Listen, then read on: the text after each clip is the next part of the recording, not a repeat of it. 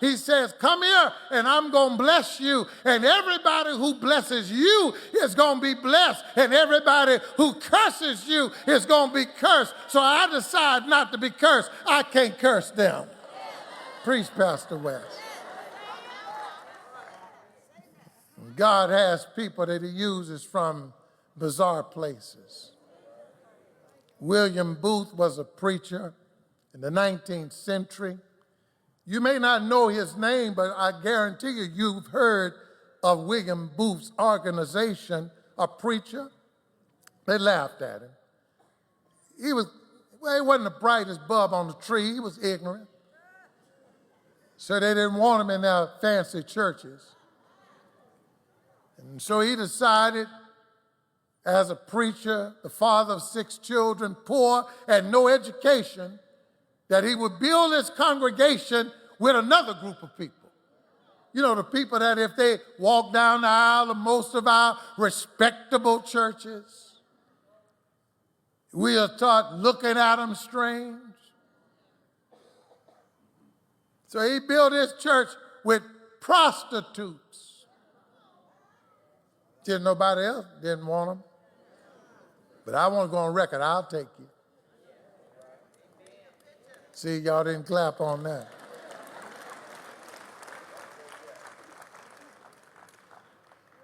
He took in drunks.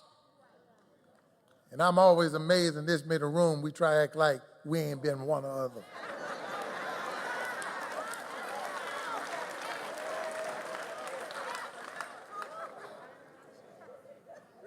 He started dealing with bootleggers. And his congregation now has a name called Salvation Army.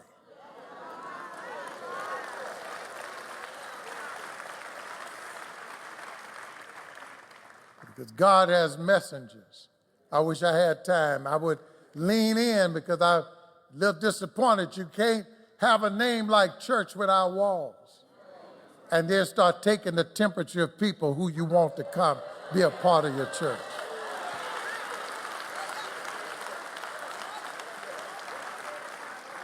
I remember in this city when people laughed at us, and they laughed at me, and some stayed, some went. And it was all because of the kinds of people that I attracted. And if you've been here a while, I've attracted a lot of different kinds of people. Active people, people who are still here. They used to work in places like Treasures.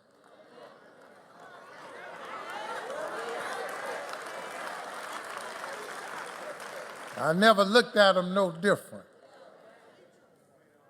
And people would tell me who they were. I say, there's only one way for you to know that.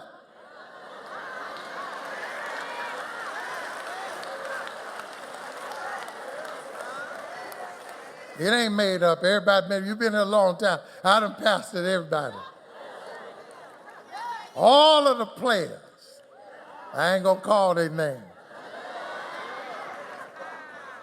Some of them still here. Most of them still members.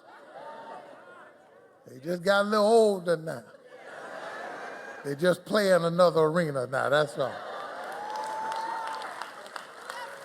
But they came here because they met a preacher who had a message, and that message transcended their background and their experience. Because I didn't care what they were, I still don't care where they come from. I knew what God could do with them once they put their life in his hand. Preach, Pastor West. You can't just say it, you got to believe this stuff. My time is gone. Now let me give you something else. So now, Balaam is on his donkey, riding into town. Now God's in the picture. Because remember, he's not really a prophet of God. Stay with me now. And he's riding into town, and on the back of his donkey, the donkey just inadvertently changes lanes and turns to the field. Look at it, verse 20, because it gets good here. And Balaam wants to know what in the world, and he beats the donkey. to get him back on track. But the donkey sees what Balaam cannot see. So they're back on the road again. But this time, the donkey goes against the wall and rubs his leg against the wall, and Balaam really beats the donkey. And this time, the donkey gets off the wall, but he stops and he sits down. Boy, I hate y'all left out. You missed it. Don't leave at the high point. Because you're saying it don't make sense. Wait, give me 2 minutes. So now the donkey sits down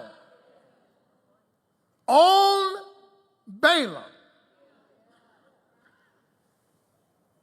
And Balaam is beating for the third time the donkey, and the donkey turns around and says,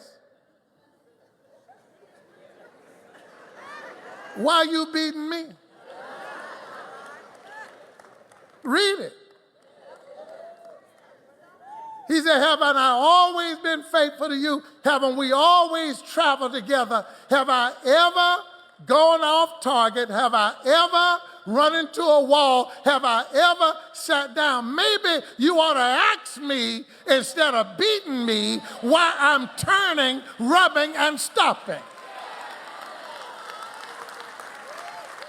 And the donkey said, "If you had vision, if you could see, if you stopped walking by sight and not by faith, if you open your eyes to see what's in front of you, you would sit down also." And by this time, Balaam looks up and he sees an angel with a sword in his hand and says, "You better be glad that donkey sat down, because if you had kept on coming, I was going to end your life, but I was going to spare her life." Come here for a minute. Because a lot of us who walk with God and always talking about the Lord said and praise the Lord and how good God is, I'm not making fun of you. We're sometimes the very people that's always missing exactly what God is doing. And it's the people around us who are least spiritual that said, "Oh, nobody but the Lord could have done something like that." So what do you learn about this donkey turning, rubbing, and stopping? One is, this donkey not only sees, but the donkey is more reverent than what we are. That the donkey had the good sense that when he recognizes or she recognizes that there's an angel of the Lord in the middle of the road, she had the good sense to bow down in his presence. And whenever God shows up, you ought to bow down. Whenever God is in the room, there ought to be some reverence there. Isaiah, in the year that Uzziah died and he saw the Lord high and lifted up, he ain't go talking about, "Give me high five." He ain't getting that, "That's my boy." He got on his knees and said, "Woe is me." When Peter in Luke 5 finds himself on the boat and there's this great catch, he doesn't sit there and say, "Boy, we got a lot in for Charlie the Tuna this time." He said, no, he knelt on his knees and said, "Stray away from me, I'm a sinful man." It comes a moment when God is in the room, the only thing to do is to get quiet. Sometimes it ain't no high five moment. Sometimes it ain't no praise the Lord moment. Sometimes get still and know that the salvation of the Lord is here.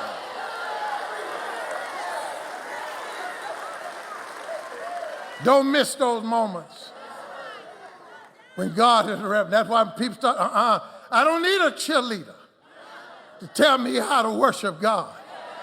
Sometimes I want to get loud, but there are other times where I need to get quiet just to be in the presence of the Lord.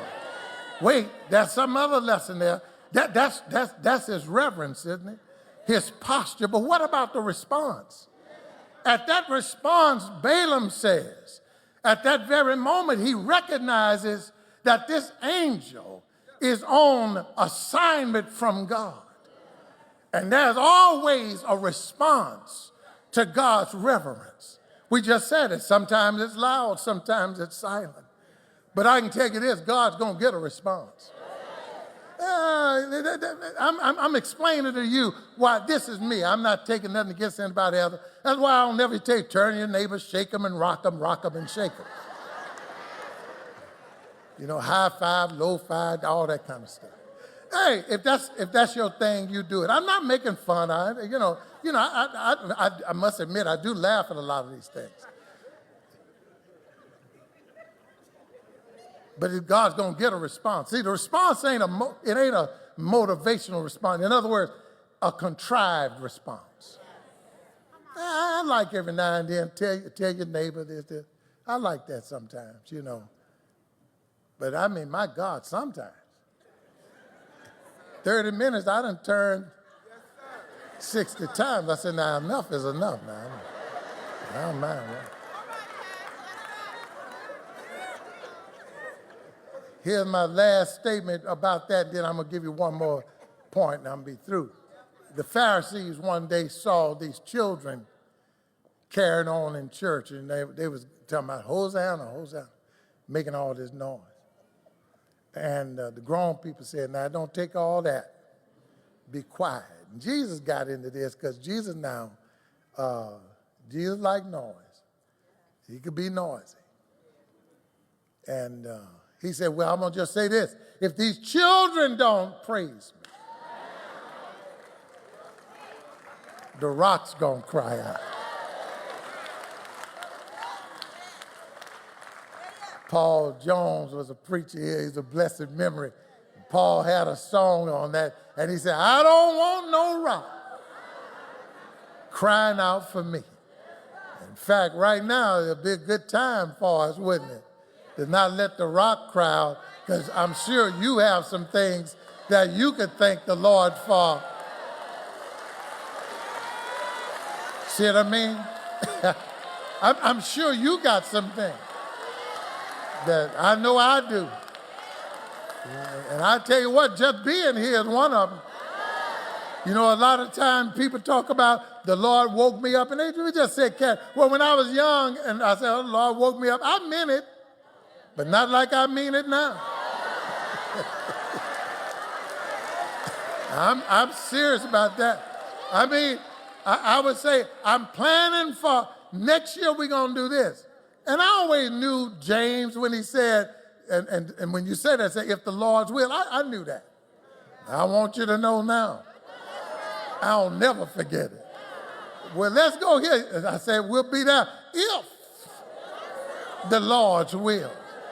And that's why every chance I get, whether my volume is at 10, 5, or 2, every moment I get to join my voice with the voices of the people in the congregation, I blend in to give God the praise that he deserves for the good things that he has done, my reverence and my response.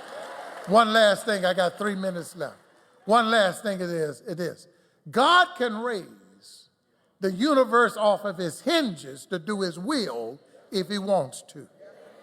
Just think about that. God can raise the universe off of his heels to do his will if he wants to.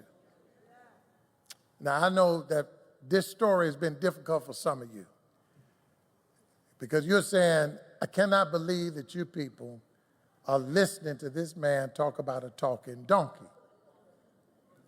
Now, you can demystify, demythologize, and these are ways that you can read this. But don't lose the message that the scripture is conveying because you don't like the talking donkey. The point of the story is not that the donkey talked, but creation responded and revered the creator. That's what the point is. The point is that creation submits itself to the creator. That's what you're getting to. That's what you're getting to.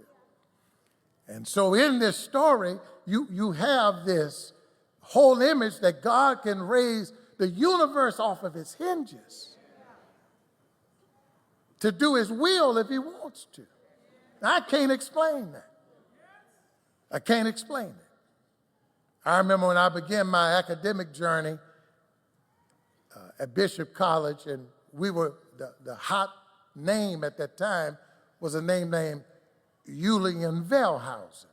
Julian Wellhausen came up with what is called the documentary hypothesis. The hypothesis was this, is that as Israel was crossing the Red Sea, it was impossible for Israel to cross and drown in 2 or 3 feet of water. I've been telling this story for a long time. And I thought it was the greatest thing in the world to hear that Israel, Pharaoh and his army drowned, not in the sea, but in 2 or 3 feet of water. I did. It never messed me up. I didn't care if it was 3 feet, 30 feet, or 300 feet. What I wanted to know, did God stop the enemy?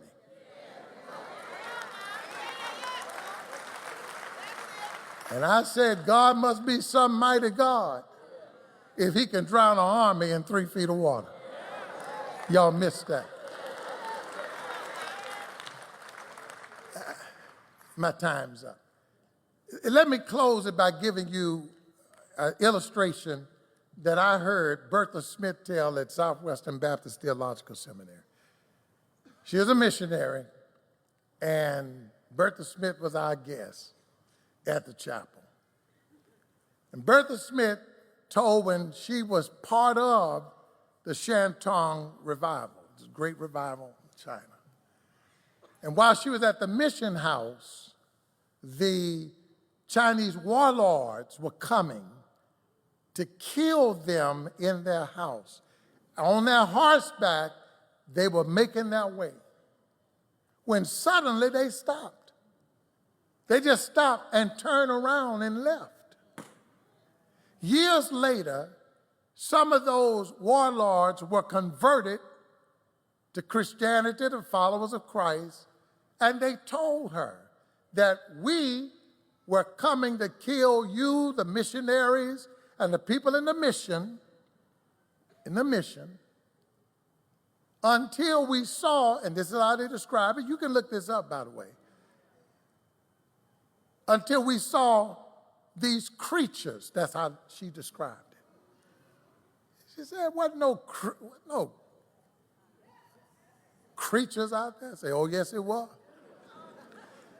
It was big creatures sitting on the 4 corners of your house. And when we saw them, we said, we can't curse them. Because you can't curse what God has blessed.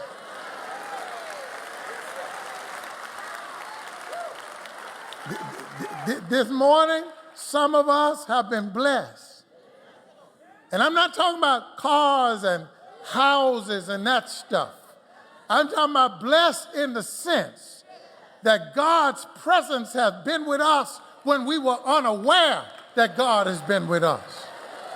And we don't know how many times people have come up against us to destroy us, and they had to back away because of something they saw, something they encountered that made them back up. My mama used to say it this way: all night and all day, angels keep watching over me. And I'm going to tell you something, and I ain't talking about winged creatures now. You got some angels that look just like you. You got some angels that live on your street and angels that live somewhere else. Some of y'all know just what I'm talking about. Our children have had to grow up since the 90s under post-traumatic stress syndrome. Ever since the shooting in Columbine, none of our children have ever been comfortable to go to school ever again without worrying about some terrorist, some child bringing a gun there. And so we've had to pray our own prayers. Lord, watch over my children. And we've had to call on some angels, and them angels have said all night and all day, angels keep watching over me. And I'm telling you something here, if it had not been for those angels, some of our children wouldn't be with us right now.